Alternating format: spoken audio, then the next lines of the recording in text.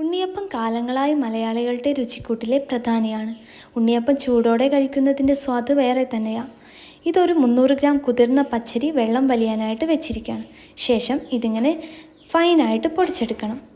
ഒരു 8 മൈസൂർ പഴം അടിച്ചെടുത്തത്, പഴവും ഒരു 200 ഗ്രാം മൈദപ്പൊടിയും പിന്നെ മധുരത്തിനാവശ്യമായ ശർക്കര ഉരുക്കിയതും കൂട്ടി കൈകൊണ്ട് കുഴച്ചെടുത്ത് ഇതുപോലാവണം. ഇതിലേക്ക് എള്ളും ഏലക്കപ്പൊടിയും ഒരു നുള്ളു ഉപ്പും.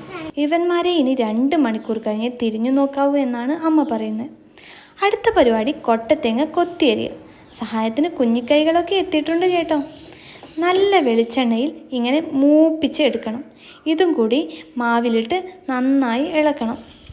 അപ്പക്കാര നന്നായിട്ട് ചൂടായി വന്നിട്ടുണ്ട്. ഇനി വെളിച്ചെണ്ണ ഒഴിക്കൽ. എണ്ണ ചൂടായാൽ മാവ് ഒഴിക്കാം. കുഴി കവിഞ്ഞൊഴിച്ചാൽ പണിയാവും കേട്ടോ. ഇതാണ് ഇതിൻ്റെ ഒരളവ്. ഇത്തരത്തിൽ ഈ മാവ് വെച്ചിട്ട് ഏകദേശം ഒരു 50 അപ്പം വരെ ഉണ്ടാക്കിയെടുക്കാവുന്നതാണ്.